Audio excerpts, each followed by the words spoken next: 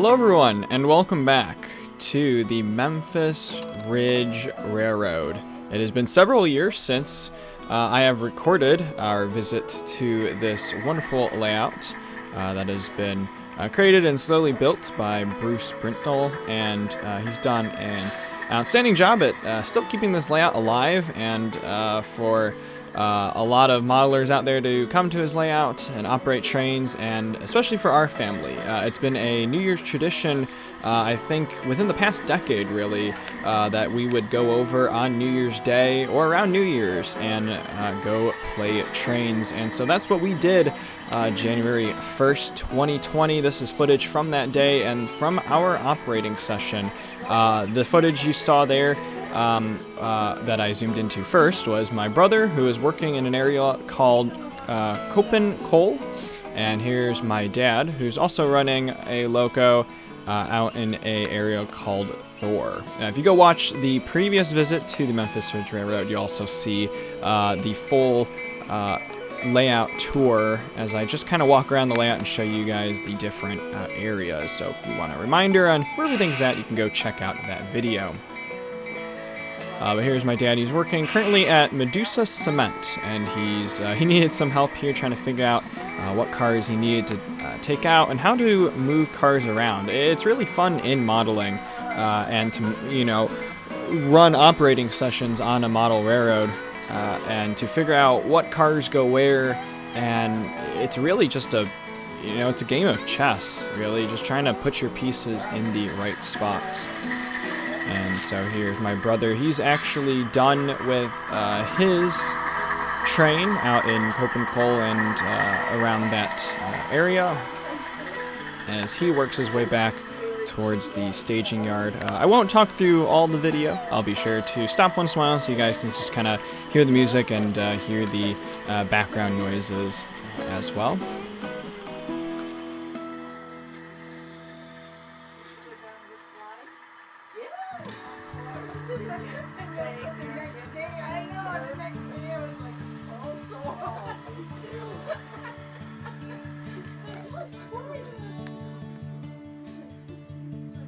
So as my brother's train heads back to the staging yards, I'm also done in this area called Memphis.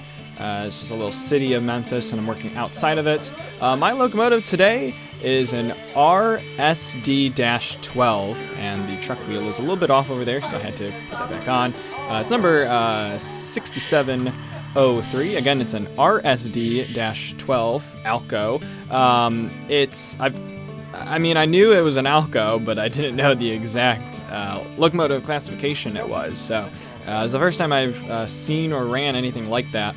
And the Memphis Ridge Railroad used to be mainly steam powered, but lately it's been changed to diesel, and so diesel was our choice for today's run.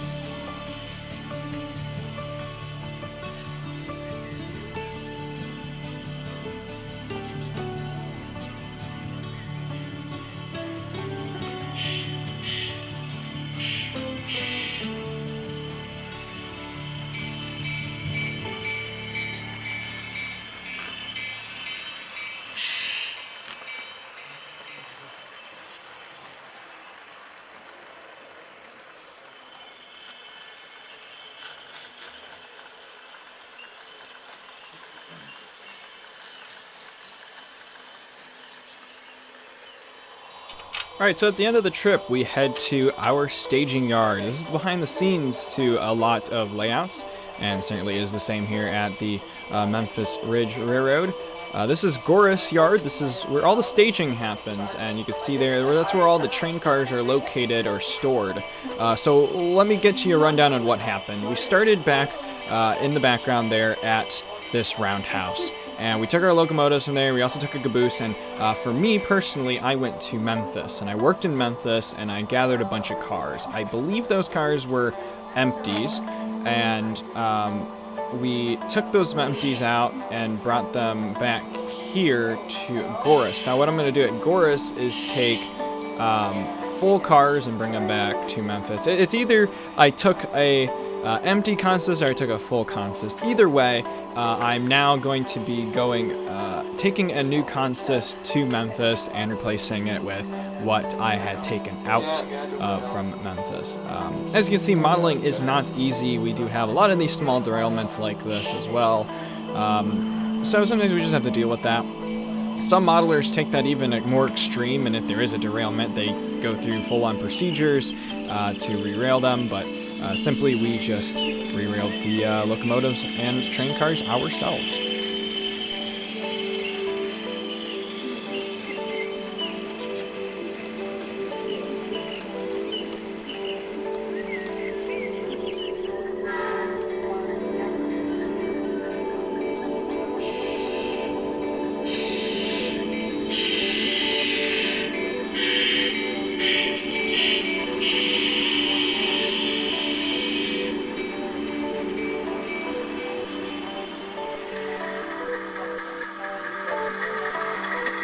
Here you see a shot of me coming back from Goris Yard down the mountain, and here's my brother who is in the middle of his rail yard work at Copen Coal.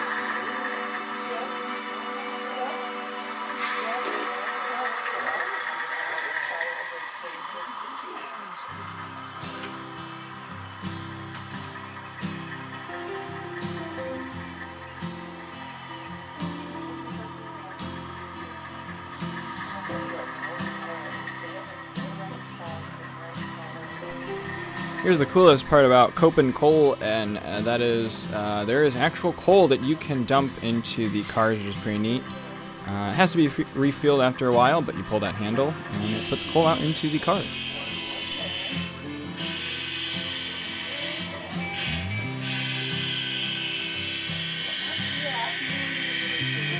This footage you see right here as my locomotive goes through is pretty much the downtown area of Memphis. Later on you'll see some more footage of it, but here's just a small street view of one of the streets in the city.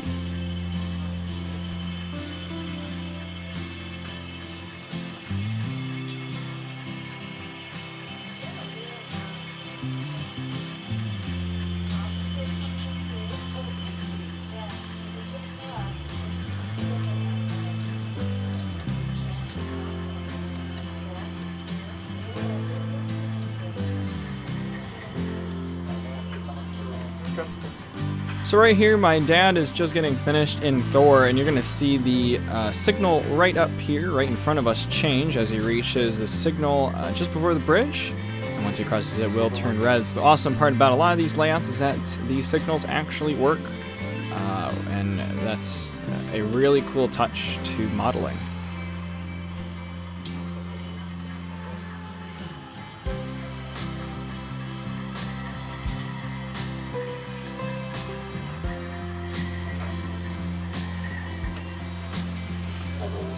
Oops. The switcher.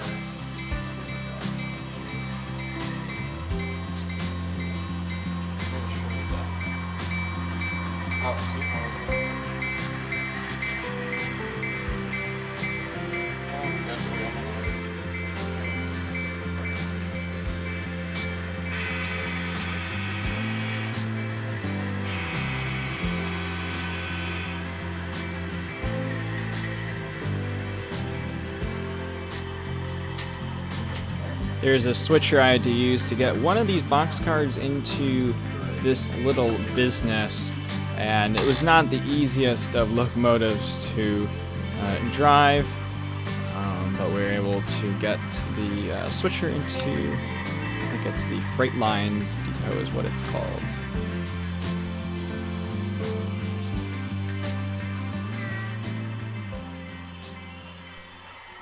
And like I mentioned before, yes, derailing happens a lot. And this was an odd part because there's like 3 turnouts here, and that doesn't make it any easier for us.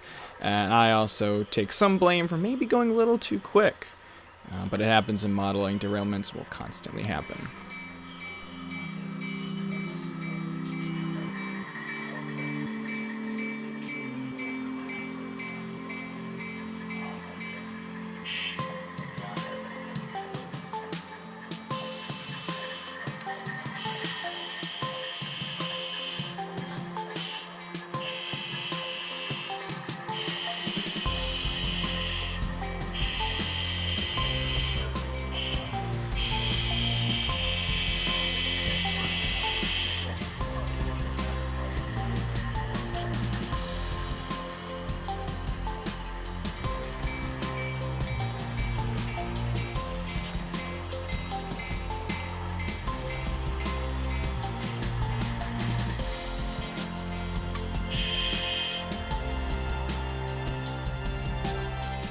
Alright, so what you guys saw previously was me returning the caboose back to Memphis Yard, which is where I borrowed the caboose from for our earlier work, and now I'm back in Memphis at a little power plant district, and I'm taking a bunch of these empty coal cars, and I'm going to bring them back to Memphis Yard, where my brother, who is working at Copen Coal, will refill them. Now also, just about as I was bringing these cars out, he had just got done filling up a bunch of cars for me to take back to this power plant. And you guys will see here in a little bit something cool about that area.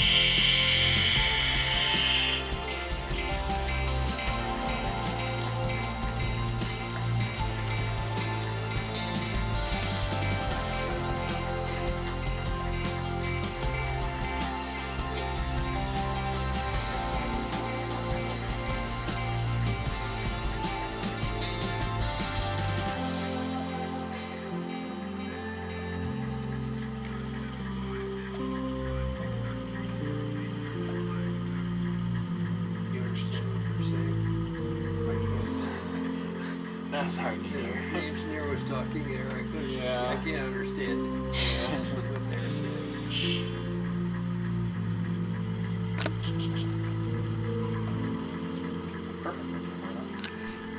Might be wondering what I'm doing there. That is a modified pencil with, I think it's like a chopstick at the end. I'm not really sure what it is. Pretty much it's used to uncouple the cars. You might notice there's these little black wires that hang underneath the couples.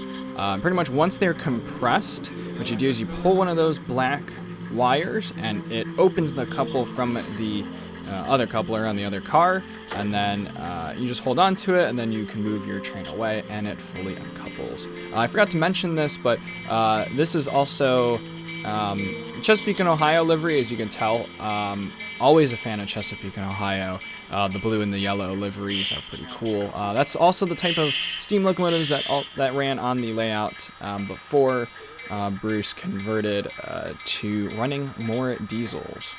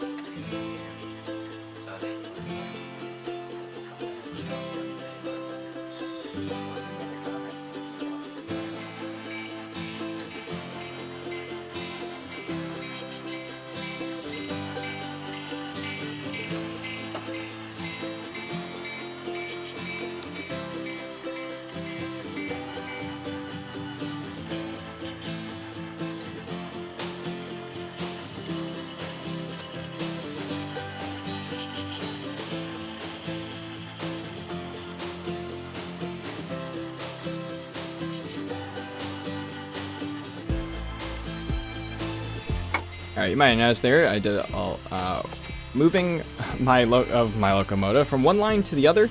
I pretty much pushed the train out of Memphis Yard, which I think, thinking back now, I should have just pulled it out so I didn't have to move my locomotive back to the front end of it so I can push it back and show you guys what's about to happen next.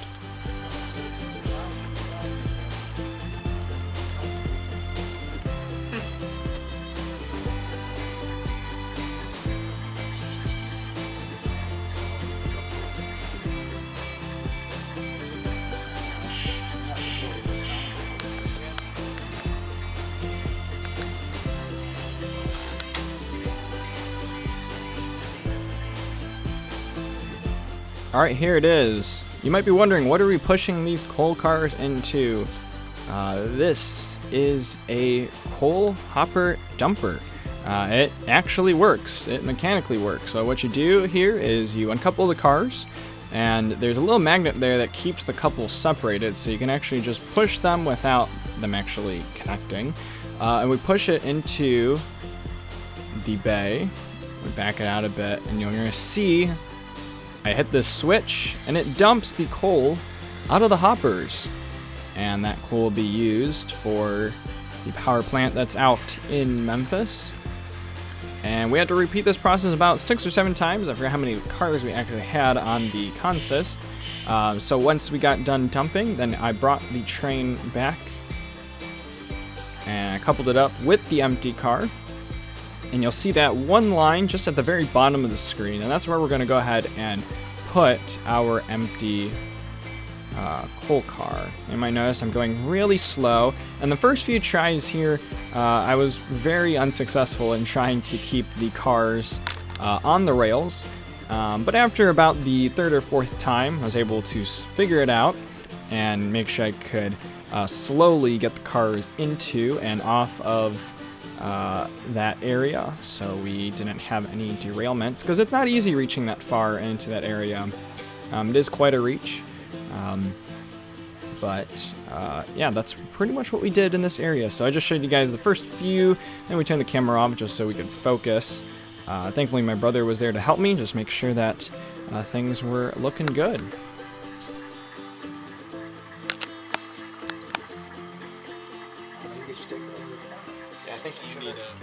Here's the fun part about this operating day, and this is where we're gonna finish off. I had never run 2 locomotives at once, and well, I say that loosely because in DCC you can run 2 locomotives at once. However, Bruce does not have these coded in any way for us to put both locomotives into one controller to be able to control both of them with one controller. So instead I had both of my controller and my dad's controller in my hand to bring the locos back around to Memphis Yard. Yes, he was just now getting done with his. He was a little bit slower than us, but I decided since he was done and I was done that we'd go ahead and take both locos at once back to Memphis Yard to end the day. It was a blast hanging out at Bruce's house, and we had a great New Year's. I hope you guys enjoyed this video as well. I'm hoping that we can get myself and my brother to one of his operating session days where they go way more professionally into operations on the layout. And so with that, here's the ending clips of us heading back to Memphis Yard. Again, thanks for watching. If you're interested in more train stuff, be sure to follow my train simulator series on this channel. Of course, you can like the video if you enjoyed, comment down below anything you see in this video, any questions you might have, and as always, I will see you guys in the next episode.